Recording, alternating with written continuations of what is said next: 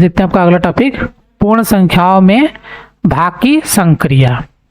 करें भाग की संक्रिया में समरक प्रगुण। समरक प्रगुण क्या होता है? विभाजन की संक्रिया पूर्ण संख्याओं के लिए समरक नहीं है। ठीक है, पूर्ण संख्या में विभाजन की संक्रिया पॉसिबल नहीं है। इसको देखेंगे आपका एग्जाम्पल में। अगला, शून्य से पूर्ण संख्याओं में भाग का परीक्षण नहीं कर सकते हैं। जैसे 3/0 है तो इसमें हम 0 से भाग नहीं दे सकते हैं, इसको बोलते हैं अपरिभाषित।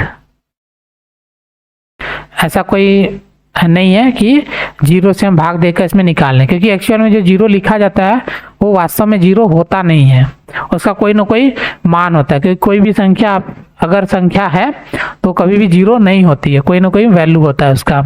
जैसे आप मिट्टी को ले लीजिए, हाथ में उठाइए, हाथ में उठाइए क्या, सिर्फ मिट्टी का आप सिर्फ लगा लीजिए तो उसमें बहुत सारे कण आते हैं, तो उसको आप काउंट कर सकते हैं, लेकिन कितने कण हैं वो तो काउंट नहीं कर पाएंगे।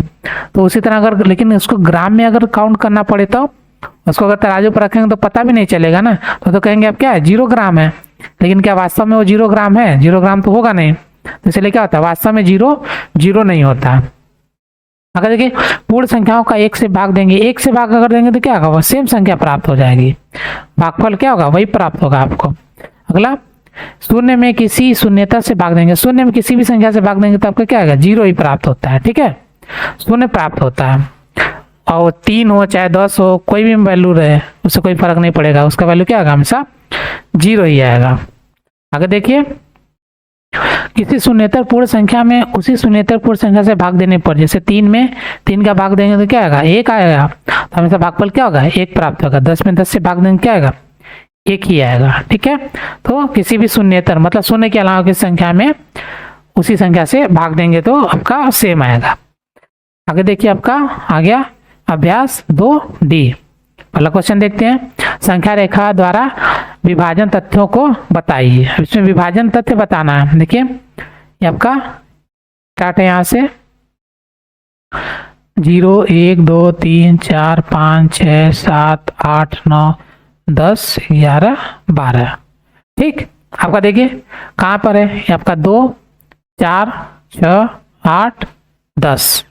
तो गैपिंग कितने का, 2 का गैपिंग, 10 है टोटल, 10 है, भाग कितने से दें, 2 के गैप से 2 है, तो भाग देंगे कितना आएगा, 5 आएगा। देखिए 1 बार 2 बार 3 बार 4 बार, यहाँ पे 1 2 3 4 और ये 5, यहाँ से काउंटिंग होती है हमेशा। ठीक है, ये आंसर हो गया। संख्या रेखा द्वारा विभाजन तथ्यों को बताइए, तो आपका ये इस तरह से व्यक्त करना था। आगे देखिए, इतने को के संगत गुणात्मक तथ्य इतना है, तो निम्नलिखित तथ्यों के संगत गुणात्मक तथ्य बताइए। देखिए 21/3 लिखा था, तो 3 को इसके साथ क्या करें, मल्टीप्लाई। इसी तरह इसमें आप भी कर सकते हैं क्या, देखिए 8 को इसके साथ मल्टीप्लाई, इसके साथ इससे मल्टीप्लाई, 56 बराबर क्या लिख सकते हैं, 8 × 7। इसी तरह इसमें क्या लिख सकते हैं, 6 × 11।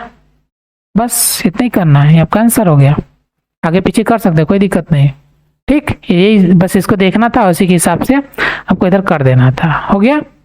आगे देखिए, 117 को 2 संख्याओं के गुणा के रूप में व्यक्त कीजिए जिसकी एक संख्या 13 है। इसको सॉल्व करते हैं कैसे, तो क्या करें, 13 से हम भाग देते हैं, 13 से 117 में भाग देंगे, 13 का पारा पढ़िए, 13 9 117 कट जाएगा, कितना आएगा 9।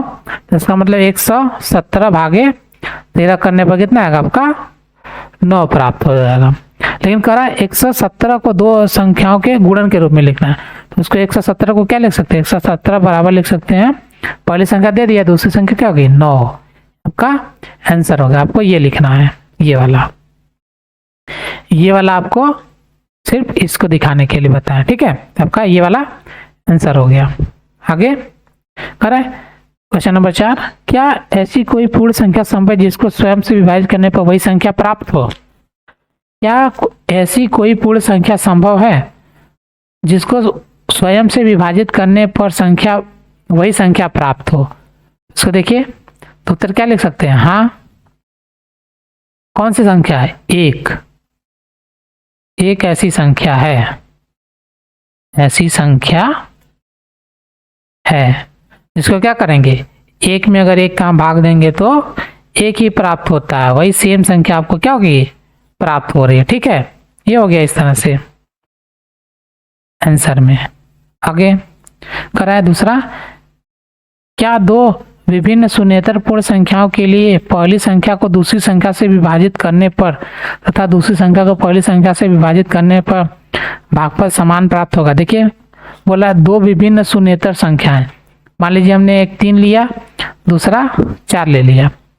संख्याओं को, इसको फर्स्ट मान लेते हैं, इसको सेकेंड मान लेते हैं। पहली संख्या को दूसरी संख्या से विभाजित करने पर, पहली संख्या को हमने दूसरी संख्या से विभाजित कर दिया, इसको ऐसे कर लेते हैं, बटे वाला तो अभी बताया नहीं है, 3/4 कर लिया, तथा दूसरी संख्या को पहली संख्या से विभाजित करने पर, पहली संख्या से विभाजित कर दिया, भागफल क्या समान प्राप्त होगा। समान कैसे प्राप्त होगा, देखिए इसमें 4 में 3 का भाग, इसमें तो भाग जाएगा ही नहीं, भागफल कितना आ गया, इसका तो 0 आ जाएगा, और इस वाले में 4 है, 3 का भाग देंगे कितना, भागफल आपका कितना आ गया, 1 प्राप्त हो गया, 1 से भी बचेगा। ठीक है, तो क्या होगा, इसका उत्तर क्या होगा, नहीं, ऐसी कोई संख्या नहीं है। अगला देखिए, अब आए आपका राष्ट्रीय आयम योग्यता आधारित छात्रवृत्ति परीक्षा प्रश्न। ये आपके काम का तो है नहीं आपको आने वाला है, बाकी देखेंगे आपका नेक्स्ट वीडियो में। हमारे चैनल पर वीडियो देखने के लिए धन्यवाद। ऐसे ही और वीडियो देखने के लिए प्लीज हमारे चैनल को लाइक, सब्सक्राइब करें और बेल आइकन को प्रेस करें, जिससे हमारी हर वीडियो की नोटिफिकेशन आप तक पहुंचे। वीडियो को अपने दोस्तों को भी शेयर करें। धन्यवाद।